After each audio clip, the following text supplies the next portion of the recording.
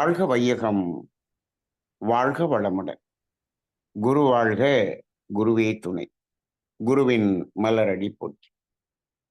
சிந்தனையை, உடல் நலத்தை சீரமைத்து உய்வித்த குருவே வாழ்க. தியானமே யோகம், யோகமே ஞானம். தமிழ் ஆனந்த யோகம். வாழ்க வளமுடன்.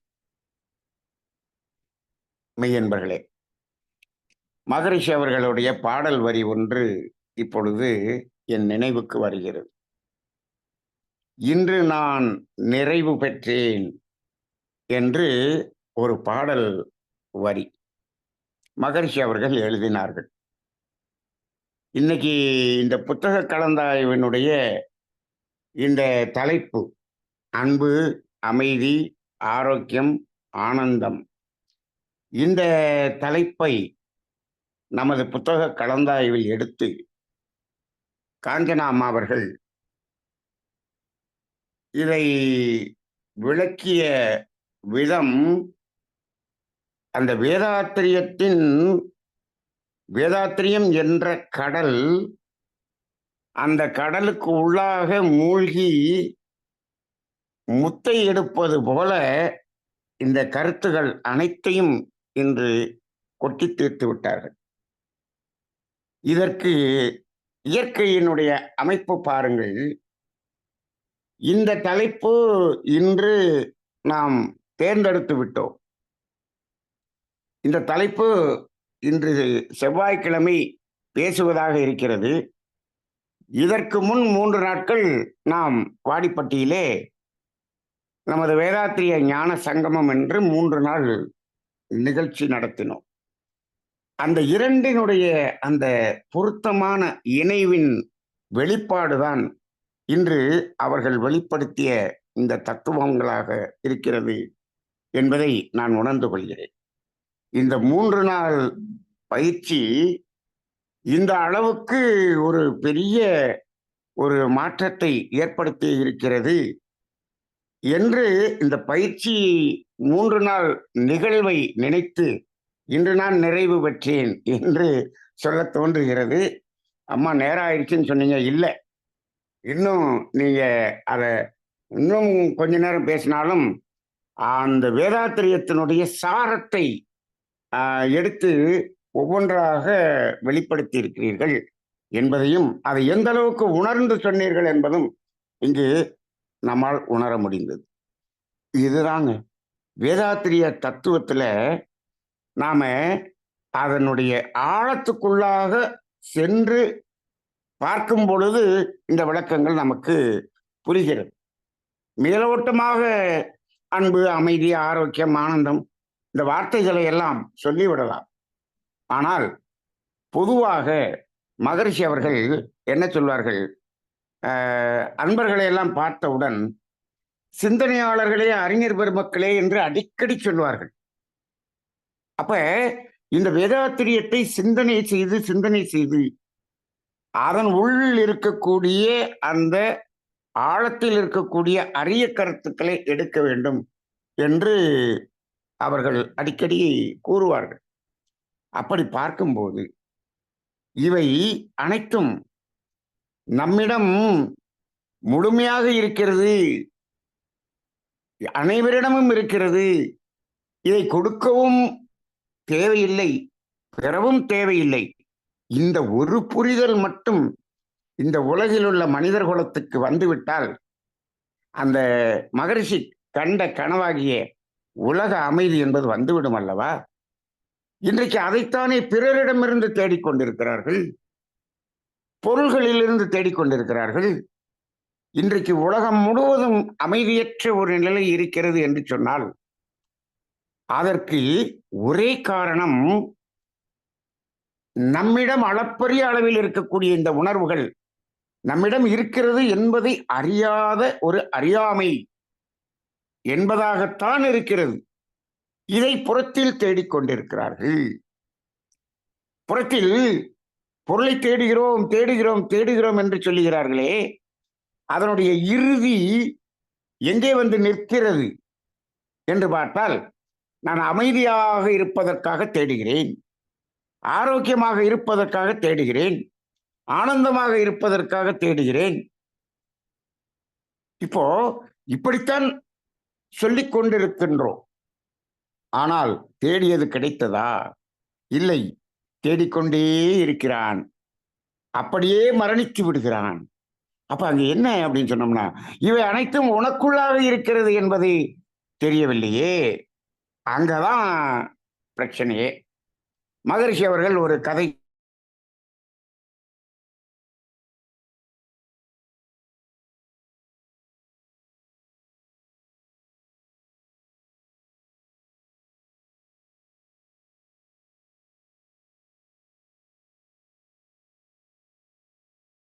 அதை எடுக்க வேண்டும் என்று ஒரு திருடன் அதற்கு ஆப்போசிட்ல இருக்கக்கூடிய பெத்துல அவன் படுத்துட்டான். இவர் அந்த மஞ்சப்பையை எடுத்து பார்க்கிறாரு. அந்த பணம் கட்டு இருக்குதான்னு பார்க்கிறாரு. பார்த்துட்டு மஞ்சப்பைக்குள்ள வச்சுக்கிறாரு. இவன் திருடன் கண்ண மூடிக்கிட்டே இருக்கான். மூடின பிறகு என்ன பண்றாரு, அந்த மஞ்சப்பையை வச்சுட்டு தூங்கிடுறாரு. அப்புறம் இந்த திருடனை முழிச்சு முழிச்சு பார்க்கறான். இவரு இந்த மஞ்சப்பைய எங்க வச்சிருக்காரு அப்படின்னு அப்படியே பார்க்கறான். அவர் எந்திரிச்சு பாத்ரூம் போறாரு. இவரோட பையி, தலாணி, கீழே விரிச்சிருக்க போர்வை எல்லாத்தையும் தேடி தேடி தேடி பார்க்கறான். அந்த மஞ்ச பையையே காணோம். அவர் வந்துடுறாரு, திருப்பி படுத்துக்கிறான். அப்புறம் கொஞ்ச நேரம் கழிச்சு பார்த்தோம்னா, கண்ணை மூடிட்டு இவன் அப்படியே தூங்குற மாதிரி இருக்கான். கொஞ்ச நேரத்துல அந்த மஞ்சள் பையை எடுத்து கையை பார்க்கறாரு. பணம் உள்ள இருக்கான்னு பார்த்துட்டு உள்ள வச்சிடறாரு. ஆகா, இந்த வச்சிருக்காரே அப்படின்னு சொல்லிட்டு இவன் கண்ணை மூடிட்டு அப்படியே இருக்கான். கொஞ்ச நேரம் கழிச்சு அவர் படுத்து தூங்கிட்டார். திரும்பி காலை கொஞ்ச நேரம் கழிச்சு அவர் பாத்ரூம் போறாரு. பாத்ரூம் போயிட்டு போகும்போது திரும்பி தேடி தேடி பார்க்கறான். மஞ்சள் பை கிடைக்கவே இல்லை. அவன் மதுரையிலேருந்து மெட்ராஸ் போற ட்ரெயின் தாம்பரம் வந்துருச்சு. நான் அடுத்து எக்மோர்ல இறங்க போறோம். என்ன பண்றதுன்ட்டு என்ன பண்ணிட்டான், அவர்கிட்டயே கேட்டுவிட்டான். ஏங்க, நீங்க ஒரு மஞ்சப்பையில கொஞ்சம் பணம் கொண்டு வந்திருந்தீங்களே? ஆமாங்கய்யா. அதை திருடணுங்கிறதுக்காக தான் நான் வந்தேன். நீங்க கையில எடுத்து பாக்குறீங்க, உள்ள வைக்கிறீங்க. ஆனா நீங்க பாத்ரூம் போன பிறகு உங்க பையி, உங்களுடைய நீங்க விரிச்சிருக்கிற போர்வை, தலாணி எல்லா இடத்தையும் தேடி தேடி பார்த்துட்டேன். ஆனா எனக்கு மஞ்சப்பை கிடைக்கவே இல்லையே. இன்னைக்கு நைட்டு பொழுதும் நான் அதை தேடி எனக்கு கிடைக்கவில்லையே என்று கேட்கிறேன். அதை எங்கதான் வச்சிருந்தீங்கன்னு கேட்டாரு. அப்ப அவர் சொல்றாரு, அப்பா நான் அந்த மஞ்சப்பையை பார்த்துட்டு அதை உன்னுடைய தலாணிக்கு கீழே தான்ப்பா வச்சிருந்தேன். விடிய விடிய அந்த பை உன் தலாணிக்கு கீழே தான்ப்பா இருந்துச்சு அப்படின்னு சொன்னாருன்னு மகரிஷி சொல்லுவாங்க. அப்ப பாருங்க, எங்க வச்சிருக்கான், இவன் தலாணி கடியில வச்சுட்டு இவன் எங்கெங்கேயோ தேடுகிறான் அப்படிங்கிற ஒரு கதையை சொல்லி மகரிஷி இந்த தத்துவங்களை விளக்குவார். அப்ப நம்மிடம், ஒவ்வொரு மனிதனிடமும், ஒவ்வொரு உயிரினத்திடமும் எவ்வளவு அளப்பரிய அந்த உணர்வுகள் எல்லாம் இருக்கிறது என்பதை நாம், அதற்காகத்தான் இந்த சாமியம் என்பதை ஒன்றை உருவாக்கினோம். எந்த ஒன்றை யாருக்கும் கொடுக்க முடியாதோ, எந்த ஒன்றை யாரிடமிருந்தும் பெற முடியாதோ, அந்த ஒன்று அனைவரிடமும் அபரிமிதமாக இருக்கிறது. இது ஒரு அற்புதமான ஒரு விளக்கத்தை தரக்கூடிய சாமியமாக இருக்கிறது. அப்ப இந்த ஒரு நிலை எல்லா மனிதர்களிடமும் இருக்கிறது என்பதை நாம் உணர்த்த வேண்டும் அல்லவா, உணர வேண்டும் அல்லவா, உணர வேண்டுமே. ஆனால் மக்கள் என்ன சொல்வார்கள், நீங்கள் அப்படித்தான் சொல்லுகிறீர்கள், என்னிடம் ஆரோக்கியம் இருப்பதாக தெரியவில்லையே, என்னிடம் அமைதி இருப்பதாக தெரியவில்லையே, இப்படித்தான் அதை கேட்டுக்கொண்டே இருக்கிறார்கள். அப்ப என்ன ஆகுது அப்படின்னா, நம்மிடம் இருக்குதுங்கிறதே தெரியல. அப்படின்னா என்ன அர்த்தம் அப்படின்னம்னா, அம்மா சொன்னாங்க இல்லையா, அதை திரை போட்டு மறைத்திருக்கிறோம் என்று. அதாவது நோய் என்ற திரையை போட்டு ஆரோக்கியத்தை மறைத்திருக்கிறோம் என்று. இப்ப என்ன நிலைமைன்னா, அந்த திரையை முழுமையாக விலக்கி பார்க்கவே நேரமில்லை. 70 வயது வரைக்கும் வாழ்ந்துட்டோம், அந்த திரையை திறந்து உள்ள இருக்கிறதையே பார்க்கலையே. ஏன், ஒரு திரையை விளக்கணும்னா இன்னொரு திரை போடப்படுகிறது. இதுதான் மனிதனிடம் நடக்கக்கூடியதாக இருக்கிறது. இப்ப கூட மகரிஷி அவர்கள் இறைவனை காணலாம், அது சுலபம் அப்படின்னு சொல்லுவார். இறைவனை ஈஸியா பார்க்கலாம்ப்பா அப்படின்னு சொல்லுவார். சொல்லிட்டு என்ன சொல்லுவாரு, உன் மனதில் இருக்கக்கூடிய ஆசைகளை எல்லாம் எழுது, அதில் ஒரு 500 ஆசை இருக்கிறது என்று சொன்னால் அந்த 1ஆம் நம்பருக்கு பின்னாடி இறைவன் இருக்கிறான், 500ஆம் நம்பருக்கு பின்னாடி நீ இருக்கிறேன்னு சொல்லுவார். இப்ப இந்த 500ம் நிறைவேறிவிட்டால் நீ இறைவனை நேரடியாக கண்டுகொள்ளலாம் என்று சொல்லுவார். இந்த 500 எப்ப நிறைவேறது? 500ல நம்ம வச்சிருக்கிறோமே, எழுதி வச்சிருக்கிற ஆசையெல்லாம் என்னென்ன ஆசை? எப்படியாவது நாம தமிழ்நாட்டின் முதலமைச்சர் ஆகணும்னு ஒண்ணு எழுதி வச்சோம்னா அது எப்ப நடக்கிறது? நடக்காத ஆகாத ஆசையெல்லாம் நம்ம எழுதி வச்சிருப்போம். மகரிஷி சொல்லுவார், நிறைவேறாத ஆசைகளின் கூட்டம் என்று சொல்லுவார். இது எல்லாருக்கும் இதுதான்ப்பா உங்களுடைய கர்மயத்துக்கு தடையாக இருக்கிறது என்று சொல்லுவார். இப்ப இந்த கூட்டத்தை இப்படி அடைச்சி வச்சுட்டு அப்புறம் உள்ள இருக்கக்கூடிய நிலையான உணர்வுகளை எல்லாம் எனக்கு மட்டும் இல்லை எனக்கு மட்டும் இல்லைன்னு சொன்னோம்னா எல்லாத்தையும் நம்ம மறைச்சு வச்சிருக்கிறோம். அப்ப சொல்லுவாரு, இப்போ இதுல ஆகாது அப்படிங்கிற ஆசையெல்லாம் தூக்கி வெளியே எடுத்திருப்பா அப்படிம்பார். அப்படி எடுத்தோம்னா 490 ஆசையை வெளியே எடுத்து போடுற மாதிரி இருக்கும். இதான ஆசை சீரமைத்தல். சரி, எடுத்து போட்டாச்சு, இப்ப 10 தான் இருக்குது. இந்த 10 தானே இருக்குது, இது நிறைவேற்றக்கூடிய ஆசை.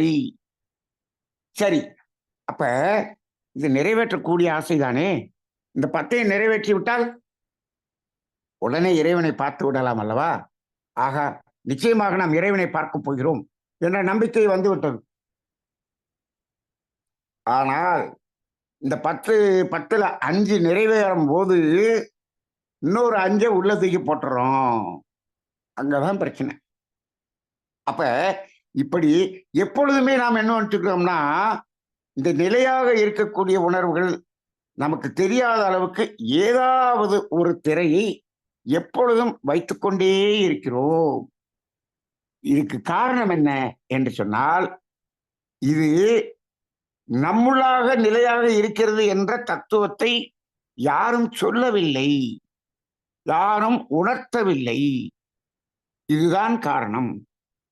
அப்ப இது சித்தர்கள் எல்லாம் இப்போ ஒரு மனிதனுடைய ஆரோக்கியம் என்ற உணர்வை உணர்ந்துதானே அவர்கள் அந்த மருத்துவத்தை எல்லாம் சொன்னார்கள். அவர்கள் என்ன சொன்னார்கள்? அவர்கள் கொடுத்த மருத்துவம் எல்லாம் என்ன? திரைகளை வெளியே எடுக்கிறதுக்கு தான் அவங்க மருத்துவம் கொடுத்தாங்க. அவங்க கொடுத்த அந்த மருத்துவம், சித்த மருத்துவம் என்ன செய்யும்? அதை சாப்பிட்டோம் அப்படின்னு சொன்னோம்னா தோல் வழியா சிறங்கா அப்படி சலமா வெளியில போகும், லூஸ் மோஷனா போகும், வேர்வையாக வரும், உடலில் உள்ள கழிவுகள் எல்லாம் வெளியேறும். ஒரு மருந்தை சாப்பிட்டா இது எல்லாமே வெளியே போறதை நம்ம பார்க்க முடியும். அப்படித்தான் அவர்கள் கொடுத்தார்கள். அப்படி என்றால் என்ன செய்தார்கள்? இந்த ஆரோக்கியம் என்ற ஒரு நிலையான உணர்வை மறைத்து கொண்டிருக்கக்கூடிய ஒவ்வொரு திரைகளாக எடுத்து வெளியே போட்டார்கள். இது வெளியே போடுவதுதான் அந்த மருத்துவம். சித்தா, ஆயுர்வேதா இது எல்லாமே அதை எடுத்து ஸ்தூலமாகவே வெளியே தள்ளக்கூடிய மருத்துவமாக இருந்தது. அதை அணுநிலைக்கு மாற்றி வெளியே தள்ளக்கூடிய மருத்துவம் தான் இந்த ஹோமியோபதி, அக்குபஞ்சர் மருத்துவம் எல்லாம். ஆனால் இப்போ நாம என்ன பண்றோம்? இன்னைக்கு விஞ்ஞான மருத்துவம் என்ற பெயரிலே இன்னும் பல திரைகளை போட்டு விடுகிறோம். அதை திறக்க முடியாத திரையாக மாறிவிடுகிறது. உடனே அதுக்கு ஒரு பேர் வச்சிடறோம். என்ன பேர் வச்சிடறோம்? கிரானிக் டிசீஸ் என்று பேர் வைத்து விடுகிறோம். அக்யூட் டிசீஸ், கிரானிக் டிசீஸ் என்று பேர் வச்சிடறோம். அக்யூட்னா என்ன அர்த்தம்னா, அது எடுத்து வெளியே போடக்கூடிய அளவில் இருக்கக்கூடிய திரை என்ற அர்த்தம். கிரானிக்னா என்ன அர்த்தம்? அதுல என்ன பண்ணிடுறோம்? அந்த திரைக்கு மேல ஒரு நல்ல இரும்பு பிளேட்டை வச்சு வெல்டிங் பண்ணிட்டோம், இன்னும் அதை திறக்கவே முடியாது அப்படிங்கிற மாதிரி ஒரு வெல்டிங் பண்ண மாதிரி ஆக்கிட்ட உடனே நமக்கு அதுக்கு என்ன சொல்றோம்? இது கிரானிக் டிசீஸ் அப்படின்னு சொல்றோம். சாகிற வரைக்கும் அதை அந்த நோயோடவே இருந்து மரணித்து விடுகிறார். அப்ப இந்த மாதிரி ஒரு வெல்டிங் பண்ற வேலையை செய்யக்கூடியது விஞ்ஞான மருத்துவமாக இருக்கிறது. அப்ப எப்ப நம்ம ஆரோக்கியத்தை பார்க்க போறோம்? ஆனால் இருக்கிறது, இருக்கிறது. அப்ப இந்த வாடிப்பட்டியில 3 நாட்களும் நாங்கள் என்ன பேசுவது? ஞானம் என்று, வேதாத்திரிய ஞானம் என்று அப்படின்னு யோசிக்கும்போது, சரி அங்க என்ன வருகிறதோ பேசுவோம் என்று போய்விட்டோம். அங்க ரூம்ல மதியம் சாப்பிட்டு, அப்ப கூட என்ன பேசுறதுன்னு தெரியல. போய் நம்ம மைக்கு முன்னாடி உட்கார்ந்த பிறகு, எனக்கு தெரிந்து நான் 3 நாட்கள் பேசிய அனைத்தும், இப்ப அம்மா பேசின இந்த கருத்துக்கள் கிட்டத்தட்ட ஒரு 75% இப்ப அம்மா பேசின கருத்துக்கள் மட்டும்தான் பேசியிருக்கோம். அவங்க ஒரு 30 நிமிஷத்துல பேசினாங்க. அத 3 நாள் பேசியிருக்கிறோம். அப்படி பேசணும். அதுதான் இவங்களுக்கு இந்த தலைப்பை இந்த அளவுக்கு பேசுவதற்கு அவர்களுக்கு ஒரு மாற்றத்தை கொடுத்திருக்கிறது என்று நினைக்கும்போது, அது உண்மையாக ஒரு நிறைவாக இருக்கிறது. இப்போ மகரிஷி அவர்கள் இந்த பாவப்பதிவு என்ற களங்கங்கள் இருப்பதற்கான அடையாளங்கள் என்ன என்று சொல்லியிருப்பார். உடலிலே நோய், உள்ளத்திலே களங்கம் என்று அந்த 2 காரணங்களை சொல்லியிருப்பார். அப்ப அந்த உடலிலே நோய் என்று இருக்கும்போது, இந்த தலைப்பில் இருக்கக்கூடிய ஆரோக்கியம் என்ற வார்த்தை மூடப்பட்டு இருக்கிறது. சரி, உள்ளத்திலே களங்கம் என்று இருக்கும்போது, அந்த அமைதி என்ற உணர்வு மூடப்பட்டு இருக்கிறது என்பதை நாம் புரிந்து கொள்ளலாம். இப்போ இந்த 2க்கும் காரணம் என்ன என்று பார்த்தால், அந்த முதலில் இருக்கக்கூடிய அன்பு என்ற ஒன்று இருக்கு பாருங்க. அந்த அன்பு என்ற ஒன்று நம்மிடம் அதை நாம் செயல்பாட்டுக்கு செய்யாமல் இருந்ததுதான் இந்த 2க்குமே காரணமாக இருக்கிறது. அன்பு என்பது என்ன? துன்பம் கொடுக்காமல் இருத்தல். யாருக்கு? யாருக்கும், எந்த உயிருக்கும். நம்ம சொல்றோம் இல்லையா? எந்த அதாவது யாருடைய உடலுக்கும் மனதுக்கும் அப்படின்னு சொல்லிடுறோம். யாருடைய என்று சொல்வதில் நம்மையும் அதில் சேர்த்துக் கொள்ள வேண்டும். அப்ப அன்பாக இருத்தல் என்றால் துன்பம் கொடுக்காமல் இருத்தல். அந்த அன்பு எங்கு தொடங்க வேண்டும் என்று ஒரு சிந்தனை செய்து பார்த்தால், அன்பு எங்கு தொடங்க வேண்டும்? அன்பு முதலில் நாம் நமது உடலை அன்பாக பார்க்க வேண்டும். நம்மை அன்பாக பார்க்க வேண்டும். நம்மீது அன்பு கொள்ள வேண்டும். இதுதான் ஃபர்ஸ்ட்.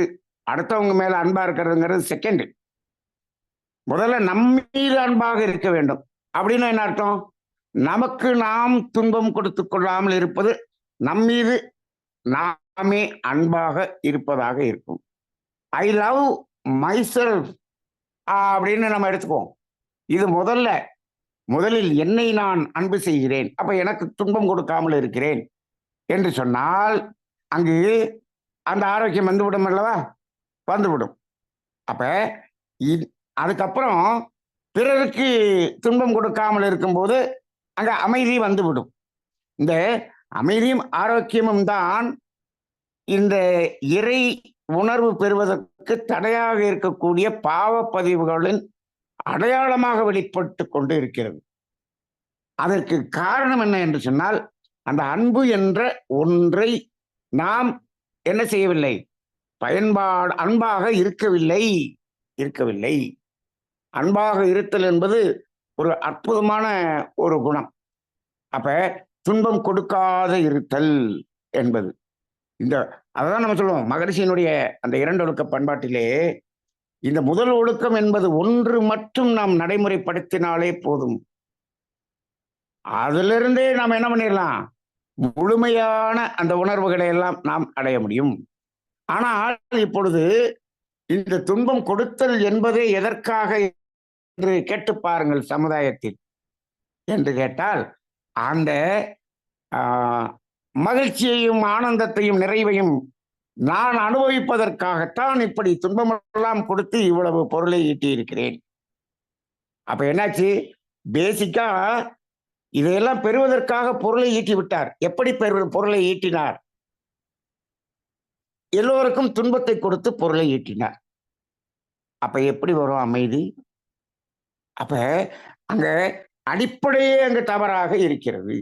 அப்ப இப்பொழுது இதை இன்றைய இளைஞர்களுக்கு நாம் இந்த தத்துவத்தை கொடுத்திருக்க வேண்டும். ஏனென்று சொன்னால் அவன் இன்னும் வாழ்க்கையை வாழத் தொடங்கவில்லை. வாழ்க்கை வாழ தொடங்குவதற்காக இப்பொழுது கல்வி கற்றுக்கொண்டிருக்கிறான். உடலின் திறனையும் அறிவின் திறனையும் பெற்றுக்கொண்டிருக்கிறான். இப்பொழுது நீ பெற வேண்டியது எங்கே இருக்கிறது என்ற அந்த டார்கெட்டே அவனுக்கு தெரியலையே. அவன் எங்க இருக்கான்? அவன் பிஇ படிச்சுட்டு எம்எஸ் படிச்சுட்டு அதை படிச்சு இதை படிச்சு அங்க போய் இத்தனை லட்சம் சம்பளம் வாங்கி அதன் மூலமாக பொருளை வாங்கி அப்பொழுதுதான் பெற வேண்டும் என்பதைத்தான் டார்கெட்டாக அவருடைய பெற்றோர்களும் சொல்லியிருக்கிறார்கள், ஆசிரியர்களும் சொல்லியிருக்கிறார்கள், சமுதாயம் சொல்லியிருக்கிறது. இப்போ முழுக்க முழுக்க முழுக்க இளைஞர்கள் முழுவதும் அந்த டார்கெட்டை வெளியில கொண்டு போய் வச்சிருக்கிறான். இந்த டார்கெட்ல தான் இருக்கு. அப்ப நிச்சயமாக இந்த இளைஞர்கள் வாழ்க்கையில் அதை அடைய முடியாது என்பது நமக்கு தாராளமாக தெரிகிறது. அப்ப எனக்கு கூட நான் கூட நேற்று ஐயாவிட்ட சசிகுமார் ஐயாட்ட பேசினேன். இந்த நிகழ்ச்சியை நம்ம மே மாதத்துல மாணவர்களுக்கு ஒரு நிகழ்ச்சியாகவும் பெண் குழந்தைகளுக்கு ஒரு நிகழ்ச்சியாகவும் இந்த தத்துவத்தை நாம் கொடுக்க வேண்டும் என்று ஒரு ஆவல் தோன்றியது. ஏன்னா அந்த வயசுல இது நாம் பெற வேண்டியது, இப்படி போய் பெற வேண்டியது நமக்குள்ளாக இருக்கிறது என்று சொன்னால் அவன் அப்படி போய் பெறுவதற்கு யாரையும் துன்பம் கொடுத்து பெறமாட்டான். அவனிடம் ஒழுக்கம் என்பது அங்க என்ன ஆயிரும், ஸ்ட்ராங்கா நின்று போயிடும். இப்ப என்னாச்சு, எப்படியாவது இதை பெற வேண்டும் என்று நினைக்கும் பொழுது அங்க என்ன ஆகிறது, ஒழுக்கத்துக்கு முரண்பாடாக பிறருக்கு துன்பம் கொடுப்பதை இவன் கண்டுக்கிறதே இல்லை. பெற்றோர்களும் அப்படிதான் சொல்லித் தருகிறார்கள். நீ சாதிக்கிறதுக்கு பாரு அப்படின்னு சொல்றாங்க. போட்டிகளில் தான் என்று இருக்கிறது. போட்டியில் அவனை முந்தி நீ ஜெயிக்கணும். விளையாட்டாக இருந்தாலும் அவனை முந்தி ஜெயிக்கணும். விளையாட்டு என்பது ஆரோக்கியத்துக்காக என்பது என்று போய் இப்பொழுது போட்டிக்காக, பிறரை ஜெயிப்பதற்காக, வெற்றி பெறுவதற்காக என்று இப்ப எல்லாருமே இந்த 6ஆம் பாவத்தின் வெற்றியே இளைஞர்களுக்கு சொல்லி இருக்கிறார்கள். இப்படி அதை சொல்லும் இந்த சமுதாயத்தில் இது உன்னிடம் இருக்கிறது என்ற வேதாத்திரியத்தினுடைய ஆழமான தத்துவத்தை அவர்களுக்கு சொல்லி இருக்க வேண்டுமா இல்லையா என்றால் நிச்சயமாக வேண்டும். இந்த 3 நாட்கள் நடத்திய அந்த தத்துவங்கள் முழுவதும் இந்த இளைஞர்களுக்கு கொடுக்கப்பட வேண்டிய தத்துவமாக இருக்கிறது என்று நான் உணர்கிறேன். இப்போ கூட சொல்லுவாங்க நிறைய பேர், இந்த வயசானவங்க எல்லாம் ரொம்ப முத்துன கட்ட, அவங்களுக்கெல்லாம் தத்துவத்தை சொல்லி அவங்கள மாற்றுவது கடினம். இந்த இளைஞர்களுக்கு சொன்னால் அது வளையக்கூடிய ஒரு கட்டையாக இருக்கும், அதை நாம் வளைத்து விடலாம் என்று சொன்னார்கள்.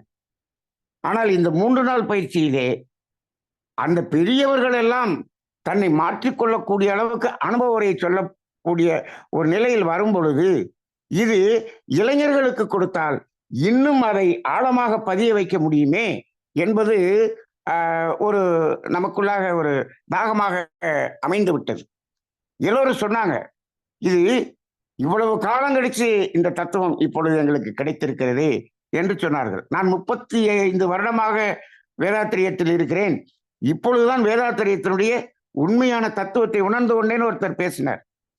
அப்ப இப்படி இருக்கும்போது நாம் அந்த சமுதாயத்தில் இருக்கக்கூடிய இளைஞர்களுக்கு இந்த உண்மையை அதாவது நம்மிடம் இருக்கக்கூடிய அந்த உண்மையை இயேசுநாதர் சொல்லிட்டார், எல்லாருமே சொல்லிட்டாங்க உனக்குள்ளாக இருக்கிறது என்று. ஆனால் எப்படி இருக்கிறது, எங்கே இருக்கிறது, அது ஏன் தெரியவில்லை, எங்கு மறைக்கப்பட்டிருக்கிறது, எதனால் மறைக்கப்பட்டிருக்கிறது, யார் மறைத்துக் கொண்டிருக்கிறோம், அது மறைப்பதற்காக நாம் என்ன செய்தோம், இப்படிப்பட்ட விளக்கங்கள் அனைத்தும் வேதாத்திரியத்தில் பொதிந்து கிடக்கிறது.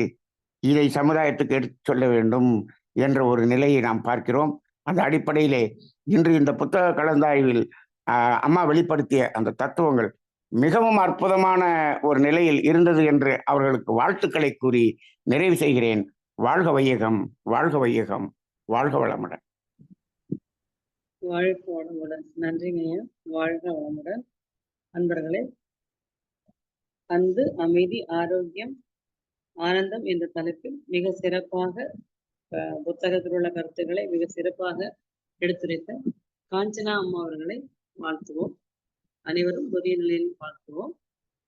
அருள்நிதி காஞ்சனா அம்மா அவர்கள் வாழ்க வளமுடன். அதனைத் தொடர்ந்து அதற்கு மிக சிறப்பாக விளக்கமளித்த நன்மணி ஐயா அவர்களையும் வாழ்த்துவோம். நன்மணி ஐயா அவர்கள் வாழ்க வளமுடன், வாழ்க வளமுடன், வாழ்க வளமுடன். அம்மாவுக்கு ரொம்ப நன்றியம்மா. அம்மா கிளாஸ்லயே சொன்னாங்க, எனக்கு தேவையான பாயிண்ட்ஸ் எல்லாம் ஐயாவே எடுத்து கொடுத்தாங்கன்னு நீங்க என்கிட்ட சொன்னீங்க. அன்பு இந்த தலைப்பு தான் நான் செவ்வாய்க்கிழமை பேச போறேன். எனக்கு எல்லா பாயிண்ட்ஸும் இங்க கிடைச்சிருச்சுன்னு. ஆனா அவ்வளவு ஒரு நீங்க அத சொன்ன விதம் இருக்கு இல்லைங்களா? எல்லாமே எனக்கே ஆச்சரியமா இருந்தது. நான் இன்னைக்கு நோட்ஸே எடுக்கலம்மா. இப்ப நார்மலா கிளாஸ் நோட்ஸ் எடுப்போம். எல்லாம் அப்படியே ரீகால் பண்ற மாதிரி நீங்க அப்படியே ஃபுல்லா சொல்லிட்டீங்க. ஐயா 3 நாள் நடத்தின அதை விட எனக்கு ஐயா எப்போ ஆதங்கப்பட்டுட்டே இருப்பாங்க. அது எனக்கு ஒரு வருத்தமாவே இருக்கும். ஐயா ஏன் இப்படி ஆதங்கப்படுறாங்க? ஒரு நாள் கூட நிறைவா இல்லையே. இன்னைக்கு நீங்க அந்த நிறைவு கொடுத்திருக்கீங்க. ஐயாக்கு இன்னைக்கு நல்ல ஒரு ஆனந்தமா இருக்கும். இன்னைக்கு மகிழ்ச்சியா ஐயா சொல்லியிருக்காங்க நமக்கு. ரொம்ப ரொம்ப நன்றிங்கம்மா. எல்லாருக்குமே நன்றி சொல்லிக்கிறேன். உங்களுக்கு தான் நாங்க நன்றி சொல்லணும். எல்லாருமே எல்லாமே ஏன்னா நீங்க அந்த அளவுக்கு உணர்ந்திருக்கீங்க. ஐயாவோட உரையும் வேதாத்ரி மகரிஷியோட தான் எனக்கு இன்னைக்கு. நான் இது வரைக்கும் பேசுனது இல்ல.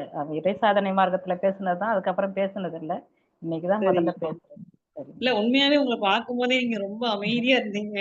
அதுவே இந்த தலைப்பு நான் எடுக்கும்போது அம்மாவே அந்த தலைப்புக்கு சூட்டபிளான ஆளுன்னு நினைச்சேன். ஏன்னா ஐயா மதுரை கிளாஸ்ல என்ன நமக்கு ஆரம்பிக்கும் போது எப்படி ஆரம்பிச்சாங்க? ஞானம்ங்கிறது சுலபமானது. ஞானம்னா என்னன்னு ஆரம்பிச்சாங்க. கடைசியில புரிதலே ஞானம்னு அந்த வந்திருந்த எல்லாருக்கும் அந்த ஞானத்தை கொடுத்துட்டாங்க. அந்த கருத்துக்கள் அப்படியே இந்த இந்த சாப்டர் தான் அந்த கருத்துக்களை 3 நாள் இருந்திருக்கு. ஐயா என்ன சொல்றேன்னு எனக்கு தெரியல இன்னைக்கு. நான் ஐயா இததான் 3 நாளும் சொன்னாங்க. நீங்க ஒரு 45 நிமிஷம் சொல்லியிருக்கீங்க. அது வராத அன்பர்களுக்கு அந்த ரெக்கார்டிங் ஏதாவது இருக்கான்னு தெரியல. அது அவங்க கேட்டா இந்த இந்த தலைப்பில் உள்ளதுதான். இந்த ஐயா சொன்னது இப்ப கடைசியா சொன்னாங்க இல்லைங்களா? துன்பம் கொடுக்காமல் இருக்கிறது அன்பு. நமக்கு நாமே துன்பம் கொடுக்காம இருந்தா நமக்கு ஆரோக்கியம் வந்துரும். ஆரோக்கியம் பிறருக்கு துன்பம் கொடுக்காத போது நமக்கு அமைதி வந்துரும். அமைதி வந்தா மனநிறைவு வந்துரும். மனநிறைவு இருந்தாலே நமக்கு ரசிக்கக்கூடிய தன்மை வந்துரும். அப்படிங்கிறத தெளிவா நம்ம வகுப்புல உணர்த்தினாங்க ஐயா. ஐயா சொன்ன மாதிரி இப்ப ரசித்தல் தான். எங்க போனா முந்தையெல்லாம் தெரியாது. இப்ப எங்க போனாலும் ரசித்தல் தான் செய்யறோம். மரங்களை பார்த்தாலும் சரி, பூவை பார்க்கும்போது ரசிச்சுதான் பாக்குறோம் நம்ம. வரும்போது நான் அப்படிதான் மதுரையில பஸ் ஏறினது 4 மணி நேரம் இன்ஜின் மேலதான் உட்காந்துட்டு வந்தேன். எனக்கு அது ஒரு துளி கூட வருத்தமே இருக்குல்ல. ஐயா சொன்ன மாதிரி அந்த பாட்டையும் அந்த காட்சிகளையும் ரசிச்சுட்டு பக்கத்துல உள்ளவங்களுக்கு ரசிச்சு பேசிட்டு வந்தனால எனக்கு வந்ததே ஒரு இதுவே தெரியல. நிறைய ஐயா அன்னைக்கு நமக்கு புரிய வச்சாங்க. அந்த அன்பு, அமைதி, ஆரோக்கியம் இதெல்லாம் இறைவனுடைய குணங்கள். துன்பம் மட்டும்தான் மனிதனுடையது அப்படிங்கிறத நல்லா புரிய வச்சாங்க. அதுலயும் அந்த ஐயா ஏக்கம், பொறாமை எல்லா உணர்வுகளையும் தெளிவா சொன்னாங்க. ஏக்கம் சொன்னாங்க இல்லைங்களா? அந்த 100% 100 மார்க் வாங்கினவன் 99 வாங்கினவன் இந்த ஒரு மிஸ்டேக் பண்ணாம இருந்ததா ஏக்கம். அந்த ஒரு மிஸ்டேக் அவன் பண்ணியிருந்தா நான் அவனுக்கு முன்னாடி போயிருப்பனே அப்படின்னு சொல்றது பொறாம. அந்த ஐயாவோட அந்த ஃப்ளோ அப்படியே அதாவது ஜூம்ல 3 நாள் வகுப்பு ரொம்ப மாற்றங்கள் வந்திருக்கு. ஐயா நினைச்ச மாதிரி எல்லாரும் இன்ஃபர்மேஷன் கன்ஃபர்மேஷன் ஆக்கி டிரான்ஸ்பர்மேஷன் கூடிய விரைவில் எல்லாருக்கிட்டையுமே நடந்துட்டு இருக்குங்க ஐயா. உங்களுக்கு அது மகிழ்ச்சியான செய்தி. ஏன்னா அங்கிருந்து வந்ததுக்கு அப்புறம் யாரும் அந்த நேரம் எல்லாருமே அமைதியா தான் வீட்டுல இருந்திருப்பாங்க. அனைவருக்கும் நன்றி. நன்றிங்க ஐயா. ஐயா நன்றிங்க ஐயா. ரொம்ப ரொம்ப நன்றிங்க ஐயா உங்களுக்கு. வேதாத்திரிய புத்தகங்களை புக்ல படிக்கும் போது இவ்வளவு புரியலங்க ஐயா. பண்ணிட்டு வரும்போது ஓரளவுக்கு புரிஞ்சது. இப்ப நீங்க கேட்டா நாங்க எக்ஸாம்பிளா சொன்னீங்கன்னா எக்ஸாம் எழுதிருவோம். எக்ஸாம்ல சொன்னா மார்க் வாங்கிடுவோம். நான் உங்களுக்கு எல்லாம் நன்றி சொல்றேன் அப்படிங்கறத விட இப்ப நான் நன்றி உங்களுக்கு சொல்லும் போது நான் நன்றி சொல்லவில்லை. வேதாத்திரி மகரிஷி தான் உங்களுக்கு நன்றி சொல்லுகிறார் அப்படின்னு எடுத்துங்க. கண்டிப்பாங்க ஐயா. நீங்க சொன்னீங்க இல்லையா மகரிஷி இன்னும் யாரும் ஒருத்தர் கூட தயாராக்க போல இருக்குன்னு ஃபீல் பண்ணாரு அப்படின்னீங்க. ஆனா உங்களுடைய அந்த ஸ்பீச் அந்த நீங்க ஸ்பீச் கொடுக்கும் போதே நான் கூட நினைப்பேன் ஐயா ஏன் இவ்வளவு வேகமா சொல்றாங்க, நிதானமா பொறுமையா சொல்லவும். அந்த ஒரு ஆதங்கம் உங்க ஒவ்வொரு ஸ்பீச்லயும் அந்த ஆதங்கம் இருக்கும் ஐயா. எப்படியாவது மக்கள் சமுதாயத்துக்கு கொடுத்துடணும், திருத்தணும். இல்ல விரைவில் பல ஞானாசிரியர்கள் உருவாகி விடுவார்கள்ங்கிற நம்பிக்கை எனக்கு வந்துருச்சு. வாழ்க வளமுடன். கண்டிப்பாங்க, கண்டிப்பா. சரிங்க. அதுதான் அதுதானே அதுக்காக தானே நீங்க இவ்வளவு நாள் பாடுபட்டீங்க. கண்டிப்பா விரைவில் நடக்குங்க. வாழ்க வாழ்க வளம். வளமுடன், வாழ்க வளமுடன்மா. இப்போ சரிங்க. ஐயா ஆவேசமா சொல்றாருன்னு சொன்னீங்கல்ல, இன்னும் 2 3 நாட்கள் கழிச்சு எது இயல்புன்னு ஒரு சப்ஜெக்ட் வருது. அது ஆ, ஆ. ரொம்ப ஆவேசமா இருக்கும். அதுக்காக இப்பயே தயார் பண்ணிக்கங்க. வாழ்க வளமுடன். இல்ல விட வேண்டியது விட்டு விட்டால் பெற வேண்டியது அங்கேயே கிடைக்கும் சொன்னாரு. விடுதல் தான் ஞானம்னு சொல்லி அனுப்பிச்சிட்டாரு. நெறைய பேர் அங்கேயே வந்து ஐயாக்கு சொல்லிட்டாங்க. இப்படி பீரோ நெறைய துணி இருக்குது. வீடு கட்ட போறதில்ல. அந்த அளவுக்கு ஐயாக்கு ஷூரிட்டி குடுத்துருக்காங்க. இனி அப்படியே மெதுவா தாங்க ஐயா போ முடியும். ஒரேடியா பழக்கத்துக்கும், விளக்கத்திற்கும் போராடிட்டு இருக்காங்க இல்லையா? விளக்கத்த கேட்டு படிப்படியா, படிப்படியா 10% 20% அப்படியே வருவாங்க. ஐயாவுடைய நிச்சயமாகம்மா. நிச்சயமாக. அதனால தான் நான் சொன்னேன், இன்னைக்கு நான் எடுத்தோனே மகரிஷியினுடைய பாடல் வரி ஏன் சொன்னேன்னா, இன்று நான் நிறைவு பெற்றேன். எனக்கே உண்மையிலேயே திருப்தியா இருக்கு. வாழ்க ஐயா வளமுடன். அந்த வார்த்தை உங்க வாயால கேட்கறதுக்கு எங்களுக்கு திருப்தியா இருக்குங்க. வாழ்க வளமுடன். கேள்வி பதில் ஐயாவிடம் கேள்வி கேட்க விரும்ப வந்தவர்கள் ஹேண்ட் ரைஸ் பண்ணலாங்க. கேள்வி கேட்கறதுக்கு ஒண்ணுமே இல்லையேம்மா. இல்லை ஒண்ணுமே இல்ல. அறிவிப்புகள் சொல்லிடுறேங்க ஐயா. வாழ்க சில முக்கிய வளமுடன்மா. அம்மா வாழ்க சொல்லுங்கம்மா. வளமுடன். சொல்லுங்கம்மா. தியானமே யோகம், யோகமே ஞானம், தமிழ் ஆனந்த யோகம். வாழ்க வளமுடன். முக்கியமா அம்மாவுக்கு ரொம்ப நிறைவா சொல்லணும். ஏன்னா 3 நாள் முடிச்சு நம்ம வந்துட்டு கொஞ்சம் அமைதியான சூழலுக்கு இருந்தோம். திருப்பி அங்க கூட்டிட்டு போயிட்டாங்க. கண்டிப்பா. அவங்க உண்மையிலேயே நம்ம இத்தனை ஆண்டுகளா டான்ஸ் ஆடுறாங்க. அவங்களே நன்மணியை ஆட வச்சுட்டாரு. அதுதான் ஒரு சிறப்பு. ஆமாமா. அது இல்லாம இப்போ அந்த காணி நிலம் வேண்டும் அந்த பாட்டை நான் அவங்க கூட போகும்போது பாடிட்டே தான் போனேன். அதனுடைய கிளிப்பு இருக்கு. ஒரு சின்ன கிளிப்பு அந்த வீடியோ இருக்கு. சுற்றிலும் 10 12 தென்னை மரம். கரெக்டா அது பௌர்ணமிக்கு முந்தின நாள் அங்க நிலவொளி அழகா வீசியது. அதை அப்படியே பாடிட்டே போனோம். அது சின்ன ரெக்கார்டாவும் இருக்கும். அது வேணா குரூப்ல போட்டு விடலாம். அந்த காட்சிக்கு மறுபடியும் நான் அப்படியே போயிட்டேன். சோ ரொம்ப அருமையா இருந்தது. அம்மா தெளிவா அந்த ஒரு ஐயா அதான் சொல்லுவாங்க இல்லையா, அனுபவம் அவங்களுடைய அந்த முதிர்வு தன்மை. நிறைய பெரியவங்க எல்லாம் சொல்றாங்க பாருங்க, அவருக்கு என்ன தெரியும் விட்டுடுன்ட்டு. ஆனா எங்க போய் எது குவிஞ்சிருக்கு பாருங்க. சோ அம்மா தெளிவா அந்த நான் அவங்களுடைய உரையை அந்த தென்னை மரங்களுக்கு அந்த பாதையில நடந்துகிட்டு அந்த நில ஒளியை ரசிச்சுக்கிட்டு அவங்க அதை காதுல கேட்டுக்கிட்டே தான் போனேன். சோ அப்படியே நம்மள மறுபடியும் அந்த சூழலுக்கு இணைச்சு விட்டுட்டாங்க. நன்றி அம்மா. வாழ்க வளமுடன். அதற்கு ஐயாவும் சொன்னது இன்று நான் நிறைவு பெற்றேன். அதுல கடைசி பேரால மகரிஷியோட பாடல், அன்பும் கருணையுமாய் அகன்ற நிலையில் உள்ளாய், என் மனதை விரித்து இணைத்து கொண்டாய் உன்னுள்ளே. சோ நம்ம அந்த அன்பும் கருணையும் இறையோடைய குணங்கள் என்பதை உணரும்போது அந்த மனதை விரித்து அவனோடு இணைந்து கொள்ளலாம். என் கண்ம விலைகள் எல்லாம் கழிந்தன உணர்கின்றேன், உன்னை அறிந்து உய்ய உலகோர்க்கு தொண்டு செய்வேன். நம்ம அந்த கண்மை விலைகள் எல்லாம் கழிந்து விட்டால் அவனோடு இணைந்து விட்டால் இந்த உலகோர்க்கு தொண்டு செய்யலாம் என்று ஒரு நிறைவை நாம் பெற முடியும். மிக்க நன்றி. ஐயா அவர்களும் திரும்ப திரும்ப அதையே சொல்லிட்டு இருக்காங்க. சோ ரசித்தல் என்ற நிலைக்கு நாம போகும்போது விட்டு விடலாம். விடுதலை இங்கே விடுதலை சொல்லளவில் அல்ல செயலளவில் விட்டு விட்டு நாம் ரசித்தலுக்கு சென்றால் இறை உணர்வு, அவனுடைய அன்பு, அமைதி, ஆரோக்கியம், ஆனந்தம் அத்துணையும் நம்முள் பீரிட்டு கொண்டு வரும். திரைகளை எல்லாம் விலக்கி பீரிட்டு கொண்டு வரும் என்பது நிதர்சனமான உண்மை. அதை உணர்ந்தோம். உணர்வாளர்களாக நிறைய பேர் இருக்காங்க, அடுத்தும் வருவார்கள். தொடர்ந்து தமிழ் ஆனந்த யோகத்தில் இணைந்திருப்போம்.